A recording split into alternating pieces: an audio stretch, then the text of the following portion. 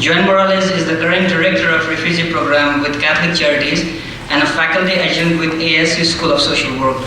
She currently oversees several programs including job, employment, case management, and adjustment services including medical case management. She currently has a BSW and MSW in program planning and community development. And she is the Refugee program director with Catholic Charities. Please welcome Joanne Morales.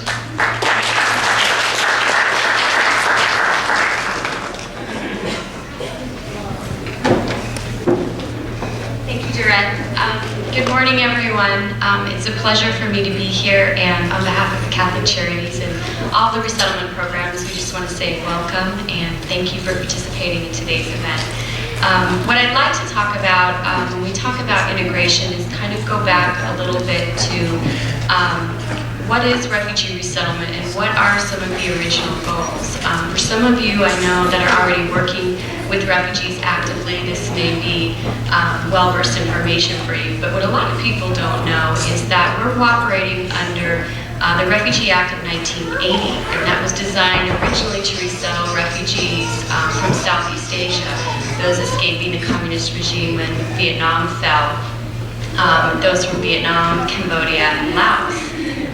What's interesting for people to know is that the Act hasn't changed since 1980, so we're still operating under a refugee program that essentially the primary guidelines haven't changed since then. I think one of the most interesting points about refugee resettlement is that refugee resettlement program is strictly a humanitarian program.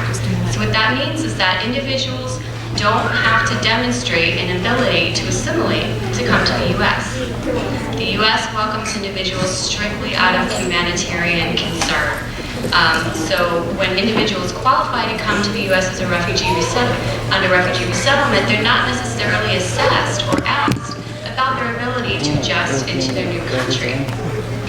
What makes it interesting, however, is when they come to the U.S., the primary goal of the refugee resettlement programs is economic self-sufficiency as soon as possible after arrival into the United States.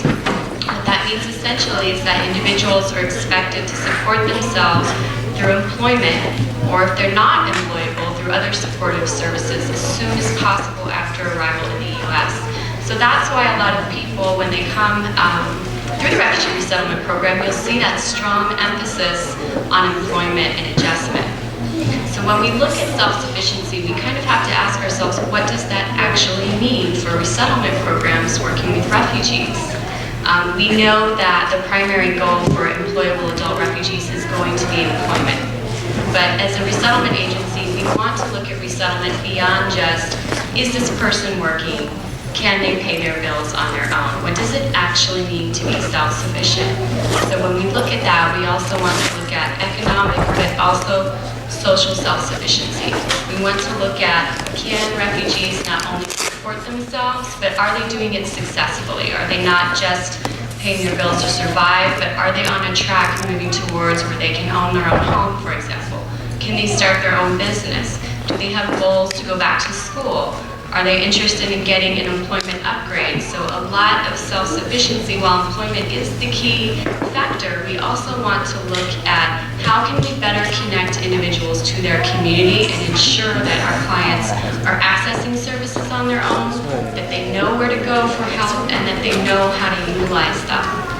So when we talk about self-sufficiency for refugees, it's important that we also consider that refugee resettlement is a partnership. What that means is that the refugee resettlement program isn't designed to fully support refugees' needs. The agencies, such as Catholic Charities, we receive a one-time financial assistance, but that's purposely not designed to meet every single family's need. The expectation is that we as agencies are required to engage communities and garner support for refugees, as well as advocate on their behalf and ensure that people are connected to services. So when we talk about self-sufficiency for clients, we want to look at self-sufficiency from our perspective as a partnership. Resettlement agencies are there to support refugees, but we also very much look forward to partnering with other communities. And I think a big piece is how can we partner with the ethnic communities, the MAAs in the community, to better sustain refugees. So we really want to, I think when we look at self-sufficiency, look at it as a partnership between the programs. And that's how we know that individuals really are integrated into our programs. So some of the things that we want to do is work with some of the ethnic communities to see how can we work together, how can we support some of our more fragile families. Are there ways that we can work together, for example, to provide cultural orientation? I think one of the best examples also is how do the agencies provide services to refugees that are meaningful and culturally important. We know that Title VI of the Civil Rights Act requires us to provide interpretation to clients when they need it, but we try to go simply beyond that by also having staff representative of the refugee communities here. I think one of my best examples that I have on integration of the Bhutanese is I remember in 2007 when I got the call from our national office asking me, Joanne, do you want to resettle the Bhutanese? And I'll be honest with you, I had to think about it. I knew where Bhutanese was on the map, but we hadn't had any history welcoming the Bhutanese refugees. I didn't know the language. I wasn't familiar with the Nepali language. I wasn't familiar with the major religions from Bhutan. I didn't know where I could find temples or mosques or churches that would welcome these individuals. I didn't know simple things as diet. So I myself, having years of refugee resettlement, was in a position where I had a new group that I knew simply very little about. So they continued to talk to me to try to convince me to resettle the Bhutanese, and they told me, Joanne, if you resettle them, we promise you we'll send you the teachers first so you can eventually hire someone who speaks English and Nepali.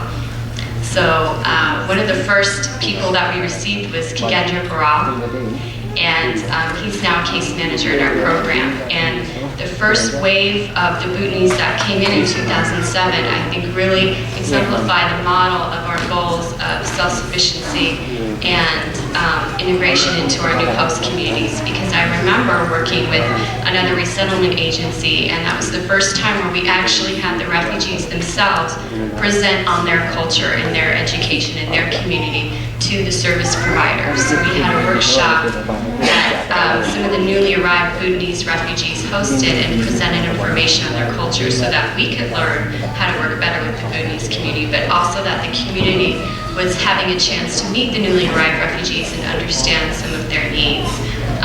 And from then on, we got to see the community's evolution into different MAAs, just various types of support. So when I think of integration, I also want to congratulate the Bhutanese community, because I think that your community in particular is a very strong example of how people can help each other.